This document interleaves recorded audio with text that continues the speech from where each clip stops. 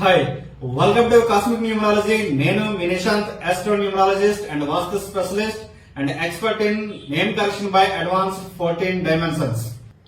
క్రితం వీడియోలో మనం ఏ తేదీలో పిల్లలు పుట్టినట్లయితే మంచి యోగం కలుగుతుంది, మనకి మంచి సక్సెస్ వస్తుంది, అదేవిధంగా తల్లిదండ్రులు అనుకునే విధంగా అభివృద్ధి చెందుతారనే విషయాన్ని తెలుసుకున్నాం. ఈ రోజు మన టాపిక్ ఏంటంటే ఏ తేదీలో పిల్లలు పుట్టినట్లయితే మనకి అంటే దురదృష్టం వెంటాడుతుంది అనే విషయాన్ని ఈ రోజు మనం తెలుసుకుందాము. సో ఇందులో భాగంగా మనం నేను ఏం చెప్పుకున్నాం అంటే ఈ 1 to 9 నెంబర్స్ లో 1, 3, 4, 5, 6, 9 నెంబర్స్ అనేవి చాలా లక్కీ డేట్స్ అని, రిమైనింగ్ ఏవైతే ఉన్నాయో 2, 7, 8 అనేవి బ్యాడ్ డేట్స్ అని మనం చెప్పుకున్నాము. సో ఈ 9 డేట్స్ లో కూడా మళ్ళీ మనకి కొన్ని డేట్స్ అనేవి బ్యాడ్ డేట్స్ ఉండడం జరుగుతుంది. సో ఆ విధంగా చూసినప్పుడు ఏంటంటే నెంబర్ 1 లో మనం చూసినట్లయితే 10, 28, అదేవిధంగా నెంబర్ 2 లో చూసినట్లయితే 29, అదేవిధంగా నెంబర్ 3 లో చూసినట్లయితే 12, అదేవిధంగా నెంబర్ 4 లో చూసినట్లయితే 13, అదేవిధంగా నెంబర్ 7 లో చూసినట్లయితే మనకి 16, అదేవిధంగా మనకి నెంబర్ 8 లో చూసినట్లయితే 26, అదేవిధంగా మనకి నెంబర్ 9 లో చూసినట్లయితే 18. సో ఈ 8 నెంబర్స్ కూడా మళ్ళీ మనకి బ్యాడ్ నెంబర్స్ గా, హైయెస్ట్ బ్యాడ్ నెంబర్స్ గా, దురదృష్ట తేదీలుగా మనం చెప్పడం జరుగుతుంది.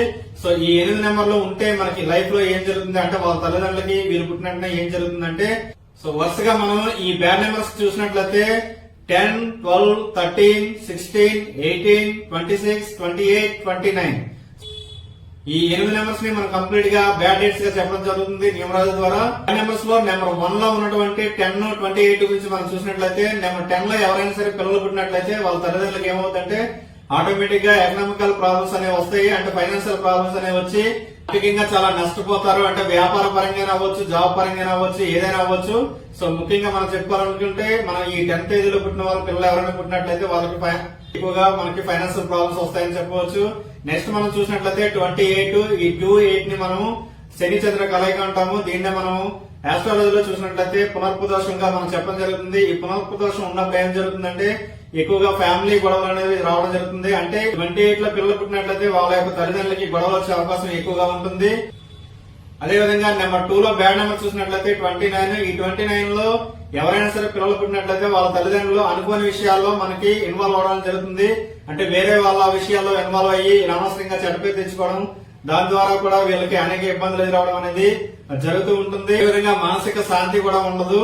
సో నెంబర్ 3 లో చూసుకున్నట్లయితే నెంబర్ 12, ఈ 12 నెంబర్ 3 లో 12 అనేది బ్యాడ్ నెంబర్ కదా మనకి. ఈ బ్యాడ్ తేదీలో పుట్టినట్లయితే 12th తేదీలో పుట్టినట్లయితే వాళ్ళకి ఏంటంటే వాళ్ళ యొక్క చిన్నప్పుడే వీళ్ళ తల్లిదండ్రులు కోల్పోవడం గానీ, లేదా ఒకవేళ కోల్పోకుండా ఉన్నప్పటికీ కూడా కొంతకాలం తర్వాత వాళ్ళ తల్లిదండ్రులు గొడవపడడం గానీ, ఆ 2 కారణాల వల్ల గానీ, లేదంటే ఏదో ఒక కారణం ద్వారా వీళ్ళ యొక్క తల్లిదండ్రుల నుంచి దూరంగా ఉండటం, అంటే వాళ్ళ యొక్క గ్రాండ్ ఫాదర్స్ దగ్గర ఉండటం, లేదంటే ఎక్కడైనా ఇంకా బయట ఉండడం అనేది జరుగుతూ ఉంటుంది. వీళ్ళు కూడా తల్లిదండ్రులకి చాలా దూరంగా ఉండడం జరుగుతుంది. నెక్స్ట్ చూసినట్లయితే నెంబర్ 4 లో మనకి 13 డేట్ అనేది చాలా బ్యాడ్ డేట్. సో ఈ బ్యాడ్ డేట్ ఉండడం వల్ల ఏం జరుగుతుందంటే చేస్తున్న పనులన్నీ కూడా సడన్ గా ఆగిపోతాయి. దాని ద్వారా మనకి ఆర్థిక పరిస్థితి అనేది చాలా దెబ్బతింటుంది. అదేవిధంగా వీళ్ళు గొడవపడడం కూడా జరుగుతుంది. వీళ్ళ యొక్క పేరెంట్స్ కూడా ఈ తేదీలో పిల్లలు పడడం వల్ల సో దాని ద్వారా కూడా పిల్లలు అనేది చాలా దూరంగా తల్లిదండ్రులకి ఉండాల్సి వస్తుంది.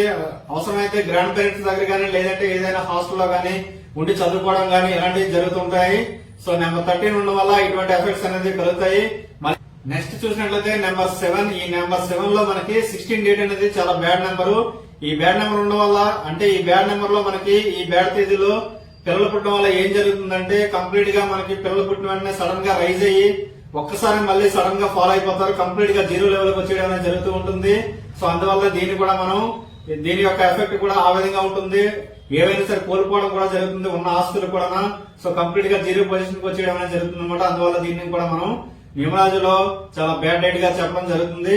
నెంబర్ 8 లో 26 అనేది చాలా బ్యాడ్ డేట్. ఈ తేదీలో పిల్లలు పుట్టడం వల్ల వాళ్ళ యొక్క తల్లిదండ్రుల మధ్య ప్రేమ అనేది కోల్పోతారు. వీరి యొక్క పిల్లలకి మరియు వీరి మధ్య కూడా ప్రేమ అనేది ఉండదు. దాని ద్వారా కూడా వీళ్ళు కొంతవరకు దూరంగా ఉండవలసి వస్తుంది. నెక్స్ట్ చూసినట్లయితే నెంబర్ 9, ఈ నెంబర్ 9 లో మనకి 18 అనేది చాలా బ్యాడ్ డేట్.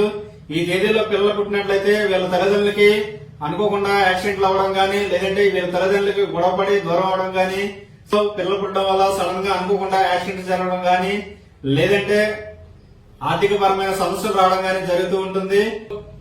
సో చూసాం కదండి, 1 నుంచి 9వ నెంబర్ వరకు గల సంఖ్యలన్నీ కూడా, అంటే మనకి 1 నుంచి 31 వరకు గల డేట్స్ అన్ని చూసాము. సో ఈ బ్యాడ్ డేట్స్ లో ఎవరికైతే పిల్లలు పుడతారో ఆ తల్లిదండ్రులు చాలా జాగ్రత్తగా ఉండాలి. అదే విధంగా వీళ్ళకి మంచి నేమ్ కరెక్షన్ ఇచ్చినట్టయితే వీరికి కూడా మంచి యోగం అనేది దీని ద్వారా ఎఫెక్ట్ రాకుండా, అంటే పేరెంట్స్ కి ఎఫెక్ట్ రాకుండా కూడా మనం కాపాడవచ్చు. అంటే మనకి వీళ్ళ యొక్క జాతకం చూసిన తర్వాత బాలవృష్ట దోషాలు గానీ, లేదంటే కుజ దోషం గానీ, కలసర్ప దోషం గానీ, లేదంటే ప్రముఖ దోషం గానీ, సో ఇవన్నీ చూసిన తర్వాత మంచి ఫ్రీక్వెన్సీలో ఒక మంచి నేమ్, మంచి పాజిటివ్ ఎనర్జీతో, మంచి పాజిటివ్ వైబ్రేషన్ తో మనం నేమ్ ఇచ్చినట్లయితే వీళ్ళ యొక్క, అంటే వీళ్ళ పుట్టుక ద్వారా వచ్చినటువంటి నెగిటివ్ కూడా మనం దూరం చేయవచ్చు. సో అదండి ఈ రోజు న్యూమరాలజీ. ఈ వీడియో మీకు నచ్చినట్లయితే లైక్ చేయండి, షేర్ చేయండి, కామెంట్ చేయండి. Thank you one and all.